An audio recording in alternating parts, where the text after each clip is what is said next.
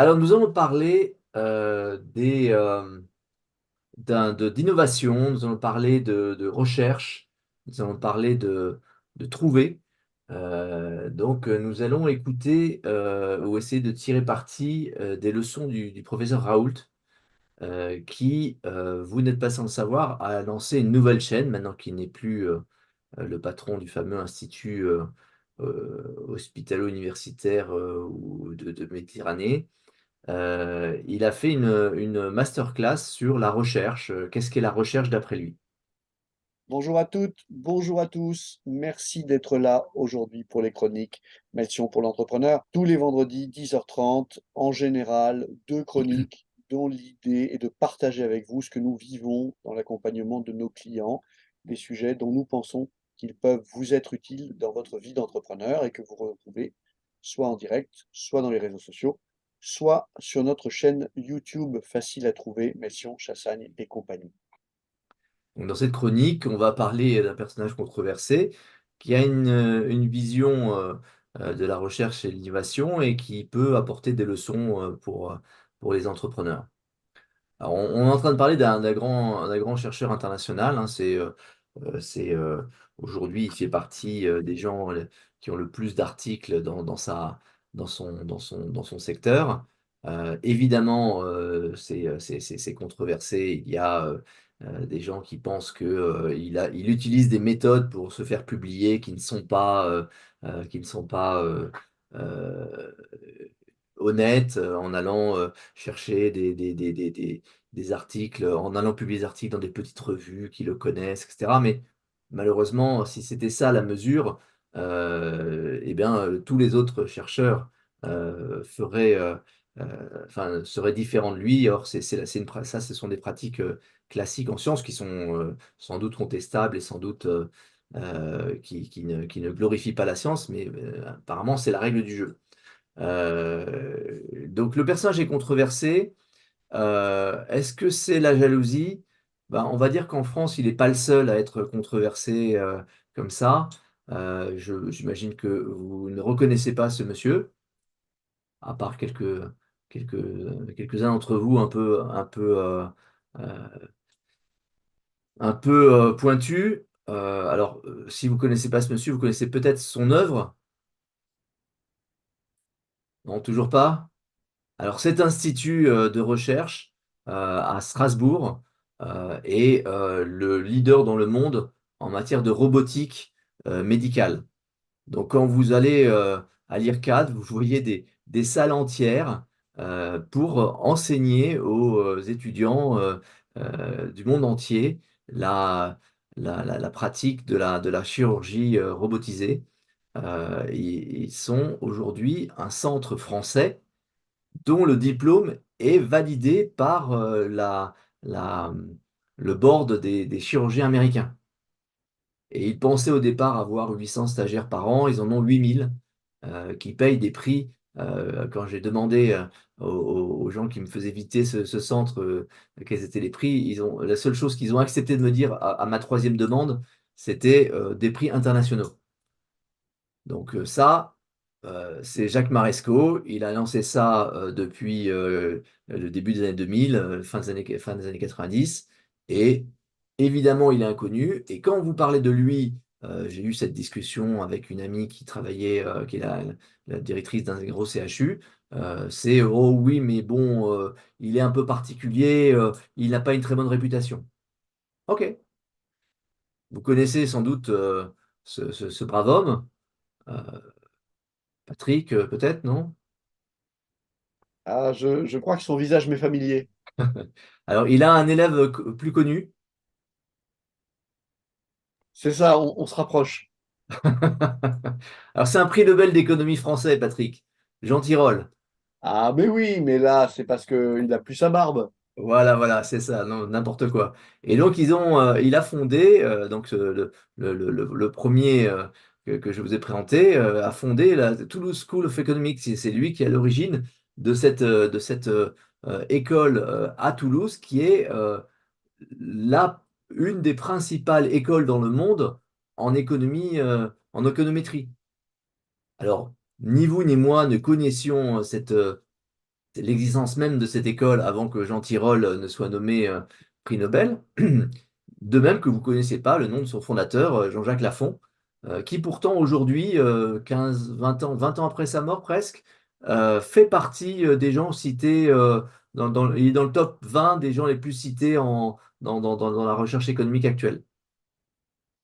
Donc ça peut être la jalousie qui a l'air d'avoir cours en France. Les grands chercheurs internationaux sont assez peu connus, assez peu reconnus, et d'ailleurs probablement parce qu'ils n'ont aucune intention d'être reconnus en France. D'abord, ça leur ferait de l'ombre, ça les mettrait comme une cible, et ensuite, finalement, ils recherchent la reconnaissance de leurs pairs, de ceux qui jouent dans la même catégorie. Alors, Raoult, avec sa façon très particulière, à cette façon de dire, vous savez, c'est un peu comme si Mbappé était concerné par les discussions sur lui dans le café du coin. Bon, c'est très certainement ce genre de réflexion qui fait partie aussi de cette image qu'il traîne. Donc, son non-conformisme est aussi probablement une raison. Hein. Voilà une photo de Raoult il y a 20 ans. Euh, il a bien changé, n'est-ce pas? Il a pris un coup de vieux. Et il a pris aussi des éléments qui le rendent un peu moins conforme. Voilà. Et pourtant, quand on regarde l'IHU, eh ben, à part Saclay, il n'y a pas grand monde qui soit devant Marseille. Et l'IHU à lui tout seul est devant ce que produit la recherche à Lyon. Donc c'est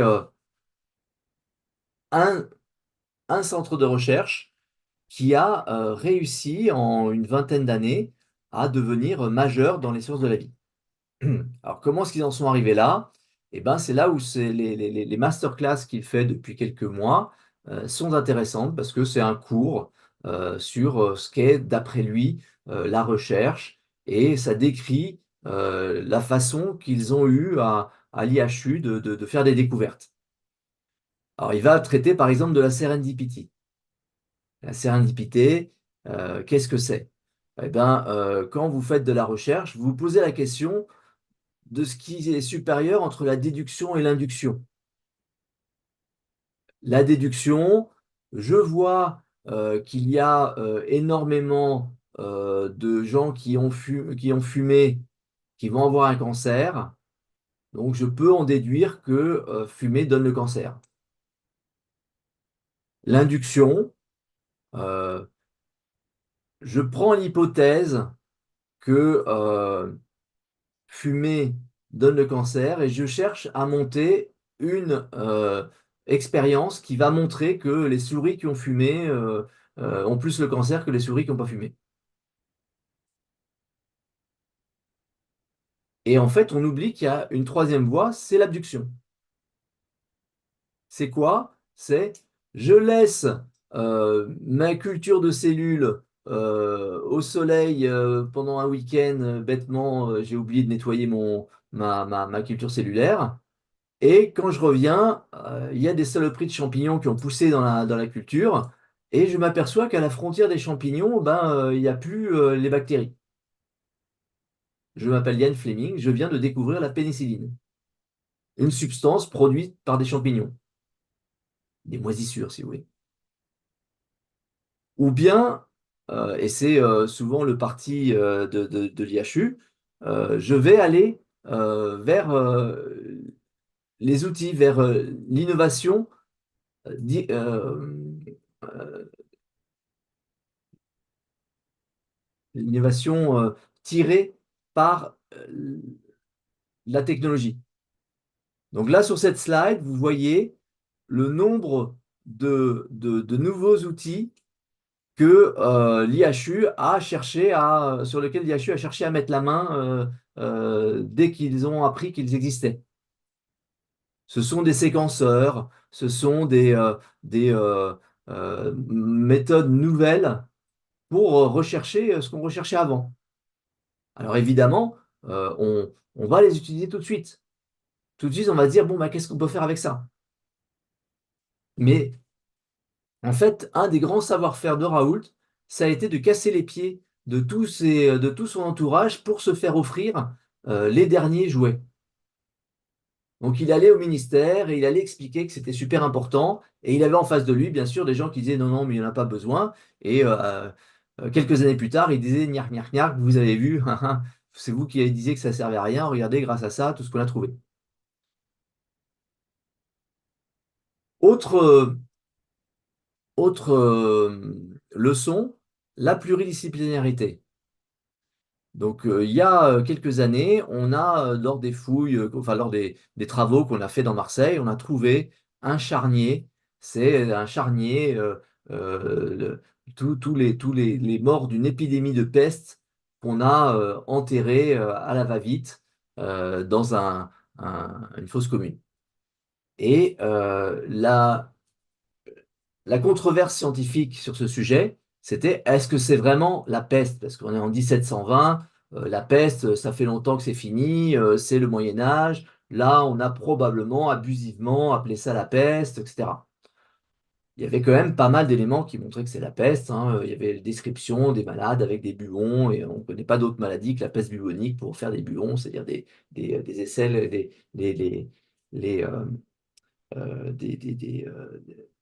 des gonflements sous les aisselles liés au, euh, aux nodules lymphatiques qui vont gonfler sous l'effet des bactéries.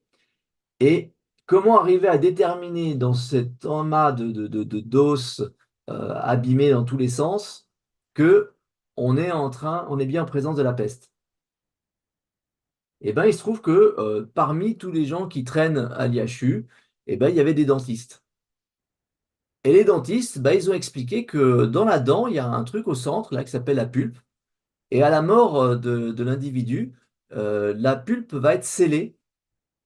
Et donc, c'est une time capsule, quoi. C'est un truc qui reste.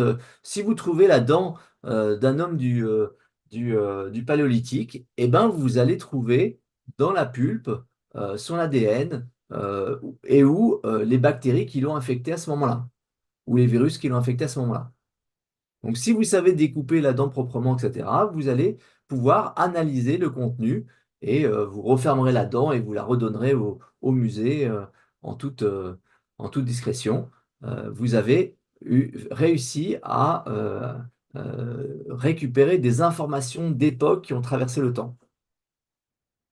Donc, ce sont des innovations qui existent parce qu'on discute avec des gens qui sont sur des champs de recherche qui sont complètement différents et que va nous donner des idées, des techniques, des capacités. Chercher dans la poubelle des autres, c'est dire, on a des gens qui travaillent à côté de nous, qui trouvent des choses qui n'ont pas d'intérêt pour eux. Et donc, ils les mettent à la poubelle. Vous allez chez des virologues, quand ils trouvent des débris de bactéries, ben pour eux, ça n'a pas d'intérêt. Mais pour vous, qui travaillez sur les bactéries, c'est très certainement des données intéressantes. Donc, ce qui est la poubelle pour les uns est pour d'autres, au contraire, un trésor. La méthode, alors là, on revient un peu sur ce que je vous citais au début avec la sérendipité. On a une tendance dans la recherche que combat Raoult, qui est de se mettre sur l'idée qu'il faut des essais randomisés pour que ce soit probant. Et ça vient de l'industrie pharmaceutique. Parce que dans l'industrie pharmaceutique, on a des écarts tellement faibles entre deux méthodes, entre un nouveau produit et l'ancien standard de soins, que il faut réussir à comparer avec des groupes qui ont été traités d'une façon et de l'autre. Et en plus, comme l'industrie pharma est très connue pour sa triche, eh ben, il faut faire ça de manière anonyme, en randomisée, en double aveugle, afin qu'on soit sûr que personne n'ait pu influencer sur le résultat. Mais ce n'est pas une nécessité quand on sort de ces conflits d'intérêts, puisque finalement, quelqu'un qui est guéri par rapport à quelqu'un qui n'est pas guéri, c'est déjà suffisant. Donc, il combat en fait cette idée que seuls les RCT, les recherches à randomiser avec branche de contrôle, sont l'alpha et l'oméga de la recherche. Donc, c'est intéressant de se dire que dans la recherche, se poser la question de la méthode et donc comprendre pourquoi on utilise telle ou telle méthode est finalement une bonne façon de s'affranchir quand on peut ou au contraire de se rapprocher quand il faut. Dernière leçon, l'humilité. Alors, venant de Raoult, l'humilité, comment dire, c'est toujours un peu surprenant, hein. Je vous rappelle qu'il y a des santons qui ont été faits à Marseille en l'honneur de Didier Raoult, le sauveur. Donc, il va mettre en avant sa capacité à accepter qu'il s'est trompé. Et il prend par exemple l'exemple du glyphosate. Il dit en fait, moi je suis un chercheur, je suis quelqu'un qui croit à la science, qui croit à son effet positif. Et quand on me parlait de glyphosate, bah, j'avais tendance à considérer qu'effectivement c'était une super technologie, que ça permettait de chasser les mauvaises herbes et donc de produire plus pour nourrir une planète qui en avait bien besoin. Et à l'étude, et c'est quelque chose d'assez récent, il s'est aperçu qu'en fait c'était un antibiotique. Un antibiotique qu'on déverse par tonnes dans des champs qui vont produire des résistances de la part de bactéries. Donc à un moment où on s'interroge sur est-ce qu'on donne pas trop d'antibiotiques à nos enfants et que du coup on n'est pas en train de nourrir des bactéries ultra résistantes, eh ben, on devrait probablement, d'après lui, se préoccuper du fait de déverser des tonnes d'un antibiotique dans les champs et les cultures.